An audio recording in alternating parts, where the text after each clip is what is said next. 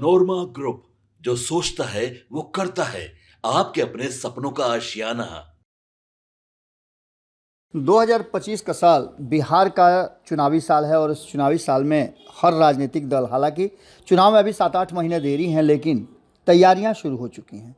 और इन तैयारियों में सबसे अगर मजबूत तैयारी अगर किसी की देखी जाए तो वो है भारतीय जनता पार्टी। जैसा कि आप सभी जानते हैं कि भारतीय जनता पार्टी चुनाव से लेकर के चुनाव तक की तैयारी करती है और 2014 से लगातार हम देख रहे हैं कि जब से ये नई पीढ़ी आई है और नए लोगों ने कमान अपने हाथ में लिया है, तब से भारतीय जनता पार्टी लगातार चुनाव की तैयारियां करती रहती है और अपने हिसाब से स्ट्रेटजी बना करके आने वाले चुनाव और जहां जिस राज्य में चुनाव हो या देश में चुनाव हो, उससे पहले अपनी रणनीतियां बनाती है। जैसा कि आपने देखा भी होगा कि जल्दी जल्दी में राम मंदिर का निर्माण हुआ, राम मंदिर का उद्घाटन भी हो गया आधा निर्माण के बाद, और इसका फ़ायदा ये कहा जा रहा था कि 2024 के चुनाव में मिलेगा, लेकिन ऐसा हुआ नहीं।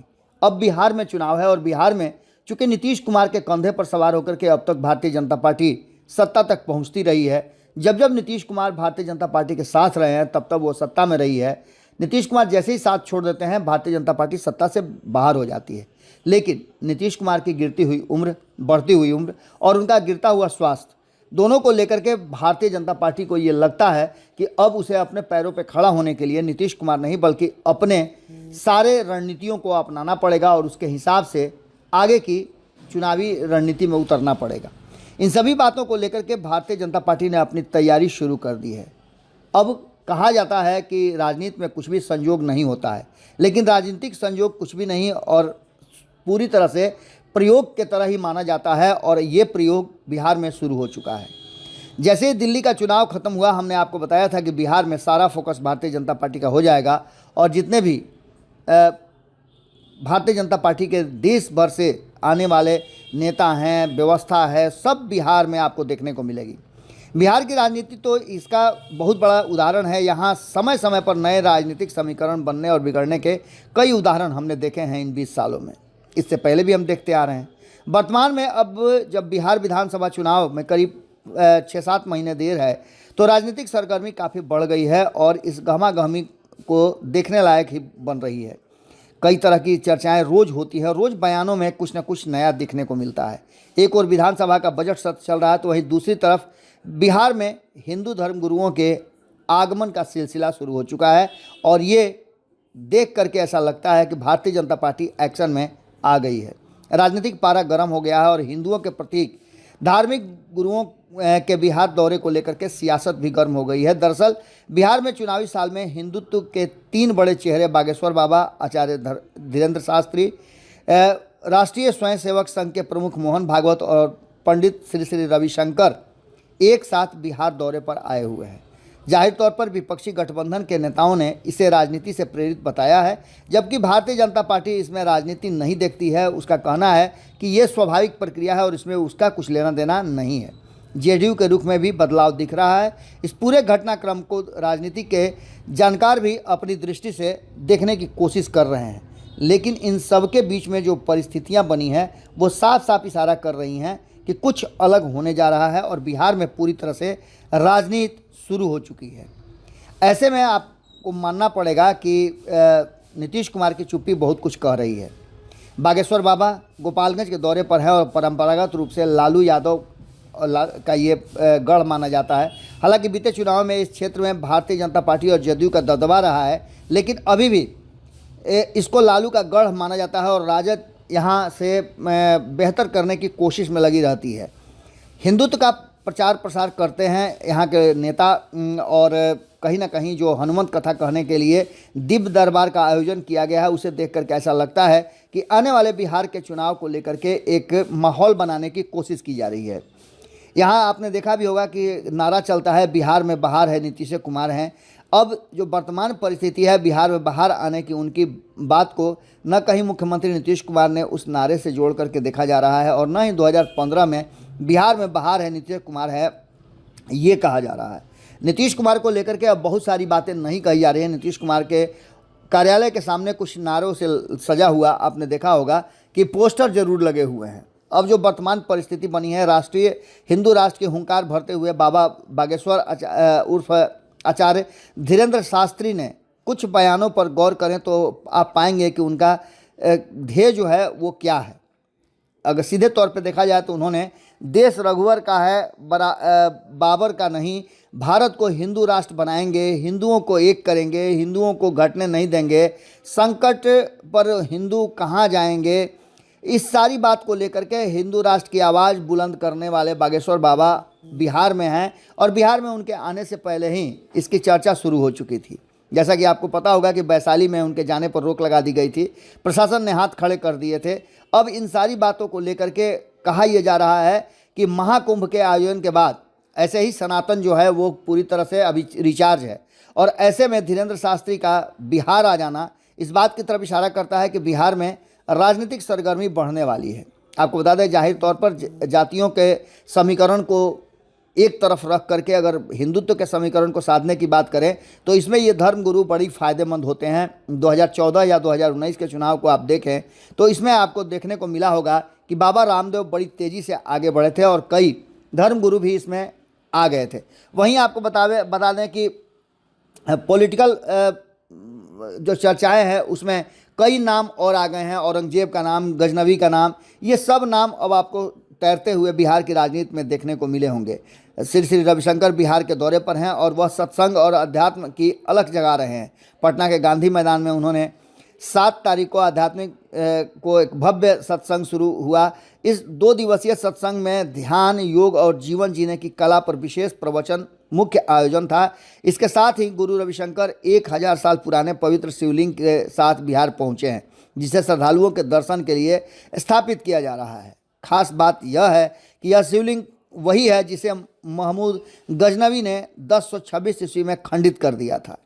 इसके आगे की बात आप अच्छी तरह समझ सकते हैं। पटना पहुंचने के बाद रविशंकर जो है बिहार के डिप्टी सीएम सम्राट चौधरी से मुलाकात की। जाहिर है इसे सियासत से भी जोड़ करके देखा जाएगा। वरिष्ठ पत्रकार और कई लोगों का ये मानना है कि कहीं ना कहीं गजनवी को लेकर के एक नई चर्चा छेड़ने की और राजनीतिक ध्रुवीकरण की कोशिश की जा रही है। ये भी हिंदुत्व से जोड़कर देखा जा रहा है और सनातन से जोड़कर देखा जा रहा है कि लोगों को एक बार फिर से रिचार्ज करने की कोशिश में श्री रविशंकर को बुलाया गया है। इसके बाद रविशंकर का जो कार्यक्रम है वो पूर्णिया में था। पूर्णिया में भी हमने आपको दिखाया, कुछ तस्वीरें आपके सामने आ रही होंगी। पैनोरमा के जो CMD हैं संजीव मिश्रा, उन्होंने भी उनके भी आवास पर श्री रविशंकर गए और वहाँ भी जा कर के उन्होंने अपने आशीर्वाद दिए और पूर्णिया के लोगों ने भी रिचार्ज होने की बात कही जा रही है कि पूर्णिया के लोग भी काफ़ी रिचार्ज हो गए हैं। वहीं आपको बता दें कि सीमांचल के, मिथिलांचल के क्षेत्र में, कोसी के क्षेत्र में संघ प्रमुख मोहन भागवत भी पहुंचे हुए हैं। मुजफ्फरपुर को बेस बनाकर 5 दिनों में के बिहार दौरे पर वो हैं और विभिन्न जिलों के संघ के कार्यक्रम में शामिल हो रहे हैं। संघ संचालक मोहन भागवत मुजफ्फरपुर प्रवास के दौरान 7 मार्च को सुबह RDS कॉलेज मैदान में शाखा लगाया। शाखा में RSS प्रमुख मोहन भागवत की मौजूदगी में व्यायाम और प्रैक्टिस लोगों ने किया। यह RSS कार्यालय में तमाम RSS के सदस्यों के साथ बैठक करेंगे। फिर 8 मार्च को ही मोहन भागवत शाखा में शामिल होने के बाद बैठक करेंगे। फिर 9 मार्च को नागपुर के लिए रवाना हो जाएंगे। राजनीति के जानकार कह रहे हैं कि संचालक मोहन भागवत BJP के वोट बेस को मजबूत बनाने की कवायद में लगे हुए हैं। इसके साथ साथ वो जमीनी और संगठनात्मक दृष्टि से जो एक बार फिर से RSS के जो कैडर हैं वो अगर थोड़ा सा इधर उधर भी हैं तो उन्हें फिर से जगह पर लाने की कोशिश कर रहे हैं। यानी सीधी तौर पे देखा जाए तो बिहार जिसे कहा जाता है कि जातीय समीकरण के आधार पर यहाँ वोट किए जाते हैं, अपनी जाति देख करके यहाँ लोग नेता चुनते हैं, इन सब से इतर हिंदुत्व को जगाने और हिंदुत्व को 80% लोगों को एकजुट करने की कोशिश में भारतीय जनता पार्टी लगी हुई है और नीतीश कुमार ये सब कुछ देख रहे हैं। हिंदुत्व के प्रतीक दिग्गज धर्मगुरुओं के साथ बिहार में ये जुटान विपक्ष को कहीं ना कहीं परेशान जरूर कर रहा है। हालांकि नेता प्रतिपक्ष तेजस्वी यादव बड़ी होशियारी से खुद इस मुद्दे को तुल नहीं देना चाहते हैं और बड़े फूक फूक कर कदम रख रहे हैं। इस मुद्दे पर एकदम आपने देखा होगा चुप्पी साध रखी है। खास करके बाबा साहेब अम्बेडकर के संविधान से चल रहे राष्ट्र की बात कर रहे हैं और देश की बात कर रहे हैं। आज़ादी के बाद बाबा साहेब अम्बेडकर का ही संविधान चल रहा है इस देश में, उसी के आधार पर सब कुछ होता है। इससे हमें कोई मतलब नहीं है कौन आ रहा है कौन जा रहा है। वहीं आपको बता दें कि बागेश्वर बाबा की गिरफ्तारी की मांग भी की गई है। भाई वीरेंद्र ने भी इसे भाजपा की साजिश बताया है, जबकि राजद के कई अन्य नेता हिंदुत्व के इन प्रतीकों के दौरे को टारगेट पर ले रहे हैं। जबकि दूसरी ओर बिहार में हिंदुत्व प्रतीकों के जुटान में भारतीय जनता पार्टी NDA खेमा गदगद है। वहीं आपको बता दें कि पूर्व डिप्टी सीएम तारकेश्वर प्रसाद की बात करें, भारतीय जनता पार्टी के और नेताओं की बात करें, एनडीए के नेताओं की बात करें, तो उन्हें लगता है कि विपक्ष को कोई गलतफहमी हो गई है।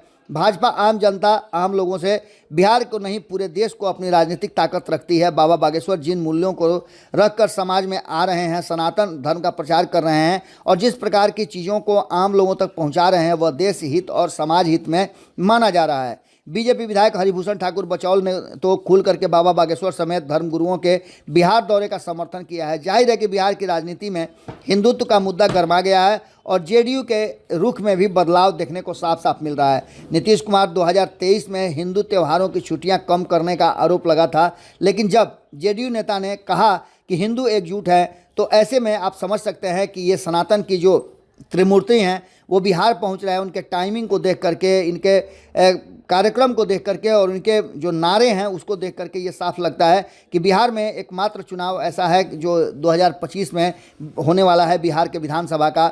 इसे बेहद महत्वपूर्ण बताया जा रहा है। बिहार में इसी साल विधानसभा का चुनाव होने वाला है। इसको लेकर सियासी सरगर्मी बढ़ गई है। इसी बीच सनातन धर्म और प्रतीक कहे जाने वाले त्रिमूर्ति बागेश्वर बाबा, पंडित रविशंकर, आरएसएस प्रमुख मोहन भागवत का आगमन बिहार को लेकर के है और बिहार में है। इसकी चर्चा पूरे देश नहीं, राज्य भर में, राज्य से ऊपर देश भर में होने वाली है और इस चर्चा को लेकर के सभी की नज़र बिहार पर टिकी हुई है।